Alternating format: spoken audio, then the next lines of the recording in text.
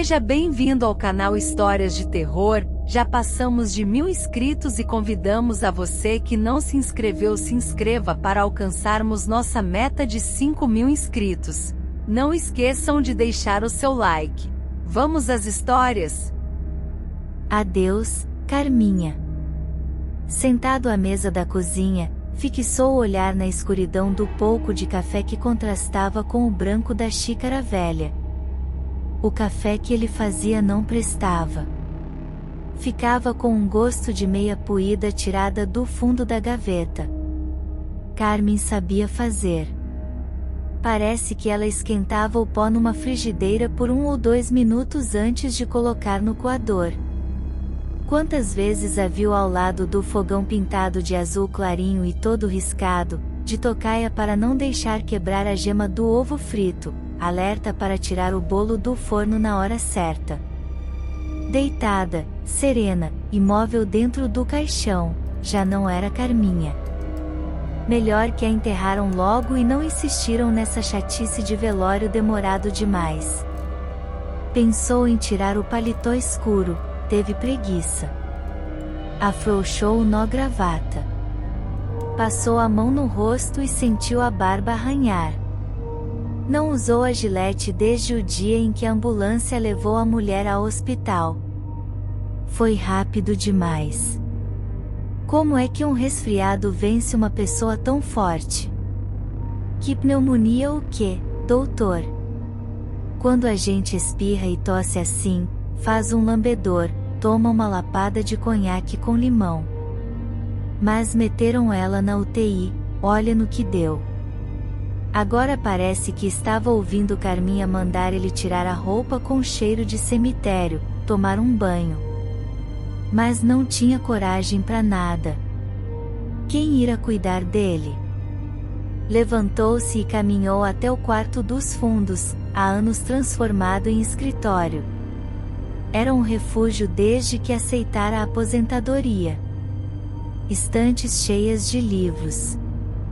Sobre a escrivaninha uma máquina de escrever, computador não entrava. No chão, pilhas de jornais amarelados, a vida dele resumida naquelas folhas mofadas. Por quantos anos fora editor do jornal? 30 e tantos. Jornaleco vespertino, diziam. Jornaleco, mas vendia. O patrão nunca se queixou. E vendia porque divertia as pessoas. Ninguém quer saber se a inflação aumentou, se tem guerra nas Arábias. O povo gosta de mulher traindo o marido, facada no bucho depois do baile de carnaval, gosta de jogo de bola, de foto de boazuda de biquíni. Gosta de folhetim, história mentirosa. Os repórteres de hoje mentem pouco, falava Nelson Rodrigues. Não tinha nada demais numa mentirinha, quase verdade, como a reportagem que o deixou famoso. Estava há 2 anos na redação, meio escondido, misturado à equipe da editoria de polícia do jornal. Apreciava o assunto, mas fazer materinha de assalto em loja no centro e atropelamento de ciclista em rodovia não dava primeira página. Cobrindo o enterro de uma dondoca, dessas de coluna social, que caiu no poço do elevador de um edifício de luxo, viu o coveiro abrir um sorriso amigável. O moço é repórter, né? Tem uma história quente pra você. Já soube que uma galega mal-assombra aqui no Santo Amaro? Não existe silêncio maior do que num cemitério à noite. No Santo Amaro, nem se ouve o roçar das folhas das árvores maiores porque a noite quente sem vento do Recife não deixa. É nessa hora que a loira aparece. Cheia de curvas, seios quase pulando do decote no vestido encarnado e curto. Os pés muito brancos, de unhas pintadas, enfiados em sandálias de salto alto que fazem aquele barulhinho seco quando batem contra a calçada em frente à necrópole. Quando algum desavisado se aproxima, ela o chama com um psiu, uma piscadela. Os que correspondem ganham carícias, abraços e beijos de lábios gelados. São convidados para um passeio no cemitério coberto de sombras. A sedutora os mostra o jazigo de mármore rachado e enegrecido pelo limo, o lugar onde ela mora. Logo em seguida solta uma gargalhada de bruxa e se transforma em caveira. Quando não desmaia, o candidato a namorado de alma penada urina nas calças. Juntou outras histórias sobre a tal assombração. Depoimentos anônimos de supostas testemunhas apavoradas. Para compor a primeira reportagem, acrescentou umas gotas de ficção. Entregou o texto ao editor com uma sugestão de manchete: Fantasma de loira causa terror. Foi parar na capa do jornal. Vieram mais reportagens sobre aparições e ela passou a ser conhecida como a Galega de Santo Amaro. A cada semana, surgiam novos casos de marmanjos atordoados pelo encontro com a moça misteriosa. Motoristas e cobradores de ônibus eram o alvo preferido, pois a garagem dos coletivos movidos a energia elétrica ficava bem em frente ao cemitério. A Galega era vista no galpão, a paquerar os condutores que chegavam no fim do expediente a bordo dos bacuraus. Mas outros profissionais se viram em apuros. Vigias noturnos, enfermeiros do Hospital Oswaldo Cruz, policiais que faziam rondas em viaturas. As rádios entraram na onda e o espectro sedutor se tornou figura constante no noticiário policial. Mas só ele, o repórterzinho da editoria de polícia, era capaz de revelar as façanhas macabras da personagem. Com algumas palavras bem arrumadas para fazer o suspense, ele criou um mito. Agora, a cidade tinha medo da Galega de Santo Amaro, que também se fez notar nos cemitérios de Casa Amarela e da Várzea. E ele passou a assinar artigos sobre outras criaturas sinistras. Papa Fico sequestra crianças. Lobisomem ataca mulheres. Com sucesso pôde encarar o patrão. Faço pro senhor um jornal só desses assuntos escandalosos. Boto ainda sangue, sexo e futebol. Vai chover anunciante. Ganhou o cargo de editor executivo de um novo tabloide. Com o aumento de salário, comprou uma casa para viver com Carmen, de quem já era noivo. Mas consideravam a redação a sua residência. Só de madrugada chegava para ver Carminha, que sempre estava acordada, na frente do fogão azul, preparando alguma coisa para ele comer. Foram décadas nessa rotina e poucos momentos de verdadeira convivência. Talvez por isso nunca tiveram filhos. Era uma tarde cinzenta quando o patrão o chamou para uma conversa. O tabloide já não vendia tanto, as senhoras se chocavam com os seios da Chacrete na primeira página, aquela história do nascimento de um menino demônio fora demais, o interesse do leitor mudou com a abertura política, blá, blá, blá. Recebeu uma gorda indenização, deu entrada na aposentadoria e decidiu viver em paz. No escritório de casa pretendia escrever livros de mistério. Descobriu que não sabia usar a máquina longe do tumulto da redação. Do pijama fez uniforme. De manhã, lia os jornais com os óculos na ponta do nariz. Matérias burocráticas, sem graça. Carminha colocava os comprimidos do dia no console ao lado da cadeira de balanço, para ele tomar depois de passar a vista nas páginas. Em seguida ela o obrigava a sair para caminhar, pois era bom para o coração e para desentrevar as pernas. Quando voltava era tomar banho e almoçar. Feijão, arroz, bife à milanesa, salada, simples e gostoso. Um dia Carminha espirrou, tossiu, teve febre. Não sabia como tratá-la. Não sabia nem fazer uma gemada para ela tomar. 2 semanas depois, chamou a ambulância. O médico do hospital balançou a cabeça quando disse ela deveria ter sido trazida antes. No enterro, as 2 cunhadas não deram pêsames a ele. Cabeça dura, não cuidou da esposa, agora vai penar sozinho, castigo. No escritório, debruçado sobre a máquina de escrever, chorou pela primeira vez. Segurou um soluço ao ouvir que alguém abrirá a porta da frente bem devagar. E havia deixado a porta destrancada. Ficou sem ar depois do calafrio que arrepiou todos os pelos do corpo. Quem entrou na casa? Escutou o barulho seco de sandálias de salto alto batendo nos tacos do chão do corredor, passos lentos e compassados. Sentiu o ambiente ficar frio. O coração pulava na caixa do peito. Cheirou no ar um perfume forte e adocicado.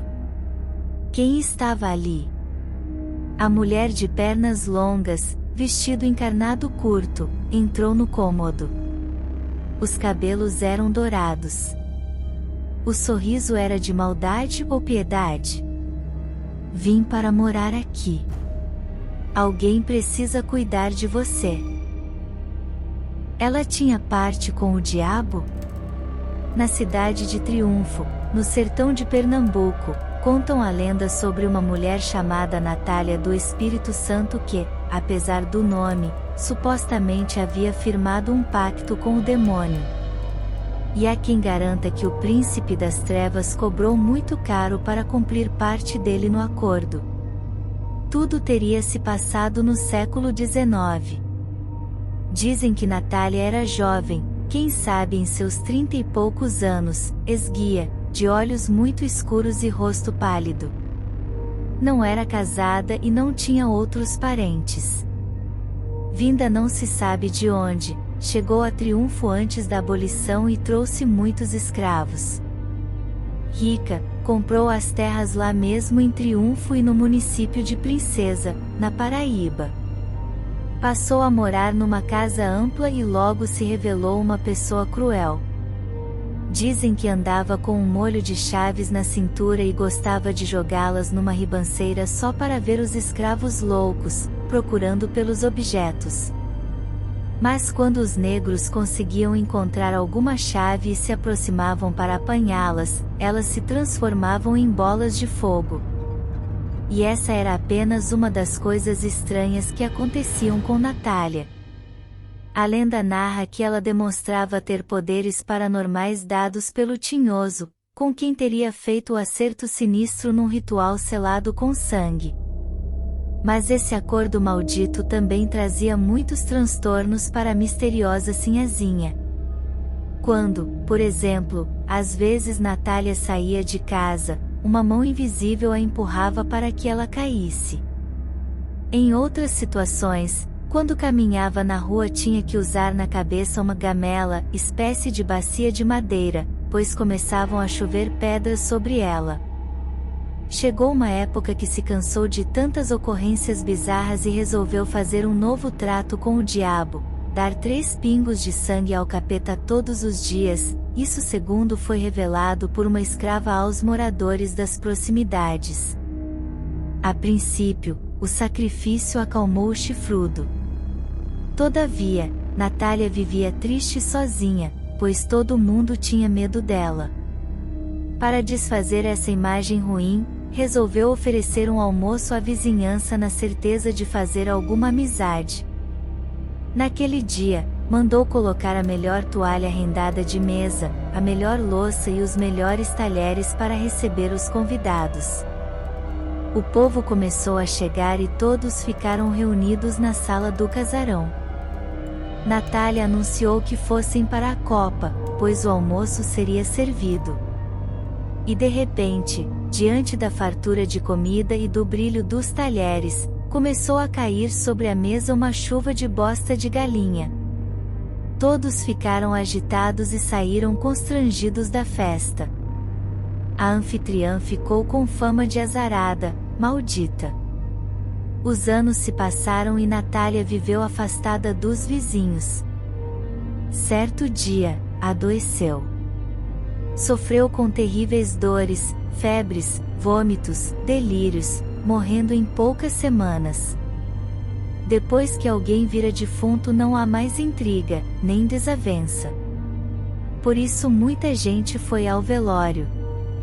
Chegou a hora do sepultamento e, numa rede branca, 2 homens carregavam o corpo da senhora.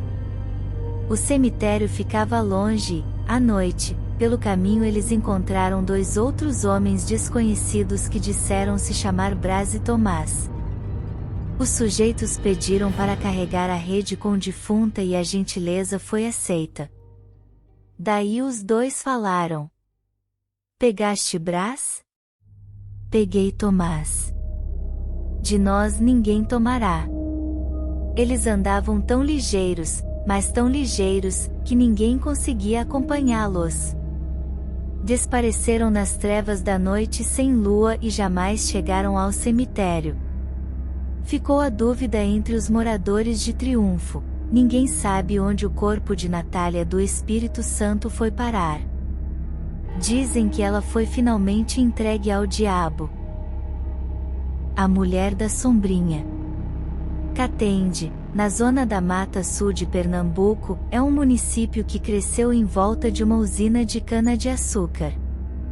Grande parte da população foi formada pelas famílias dos operários da usina.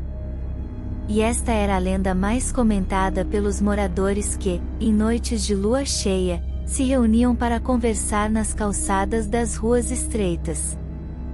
Dizia-se que uma aparição ao mesmo tempo bela e assustadora atormentava os funcionários que trabalhavam até mais tarde, os que saíam da fábrica à meia-noite, a chamada hora morta, quando o sobrenatural governa a razão dos homens. Ao andarem pelas vias desertas, mergulhados em seus pensamentos, os trabalhadores eram surpreendidos por uma mulher alta, de porte esguio, cabelos cor de mel, com um vestido colado ao corpo, usando sapatos altos. Os homens ficavam logo atraídos por essa figura sedutora, embora estranhassem que aquela senhorita passeasse à noite escondendo o rosto com uma sobrinha aberta. Pois a misteriosa jovem convidava os desavisados para dar uma volta no cemitério da cidade. Embora o convite parecesse macabro, perturbador, muitos marmanjos o consideravam irresistível. Aceitavam o desafio e entravam sem vacilar no Campo Santo, acompanhavam a linda moça nesse passeio medonho, envoltos pelo silêncio da madrugada. De acordo com os relatos, quem conseguiu voltar desse encontro ficou seriamente transtornado, sem conseguir tirar da lembrança a estranha mulher. Contavam que ela costumava mostrar aos seus pretendentes o túmulo onde estaria enterrada. E aos que ainda assim tentassem alguma ousadia, pensando de se tratar de uma brincadeira, a aparição reservava um castigo severo. O perfume de jasmim que exalava se convertia em cheiro podre de defunto, em frente à testemunha se transformava em caveira de órbitas negras e mandíbula escancarada. Dezenas de vezes os catendenses ouviram berros cortando a tranquilidade noturna, gritos desesperados de homens a correr depois do encontro com a visagem.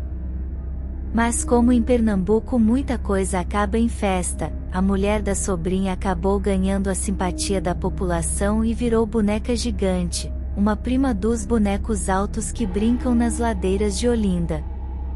Todos os anos ela anima o mais conhecido bloco de carnaval de Catende. O desfile da agremiação, claro, parte do tal cemitério. O frade e a defunta. Esta história remonta ao século XIX.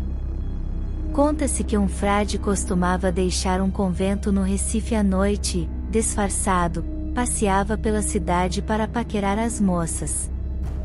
Num desses passeios encontrou uma moça linda e passou a segui-la. Caminhou um pouco e viu a jovem subir as escadas de um velho sobrado. Ele foi atrás e notou que ela estava sentada numa sala escura. O religioso, que se achava muito esperto, sentou-se ao lado da moça querendo puxar conversa. Naquele momento, o cômodo se iluminou e a moça sumiu. No meio da sala apareceu um caixão de defunto, e nele estava o corpo da misteriosa mulher. O frade ficou apavorado. Mesmo assim, antes de sair correndo, tirou do pescoço um relicário e o pendurou num prego que havia na parede, bem em frente ao ataúde, provavelmente para abençoar a morta. Quando chegou à rua, ainda olhou para cima e percebeu que a sala do sobrado estava novamente às escuras. De volta ao convento, contou tudo aos outros frades. Pela manhã, voltou ao casarão com alguns desses colegas. O que encontraram foi uma sala vazia. E na parede estava o relicário deixado na noite anterior. Depois do estranho episódio, a rua no centro do Recife onde existia esse prédio de 2 andares passou a ser chamada de Rua do Encantamento, antes se chamava Rua Bispo Sardinha. No século XX, o Rua do Encantamento desapareceu do mapa da capital pernambucana, foi desfeita, assim como outras da mesma área, por causa das obras de alargamento da Avenida Marquês de Olinda. Será que foi algum tipo de maldição? E quem era aquela moça vista no caixão pelo frade libertino? Isso ninguém nunca soube responder.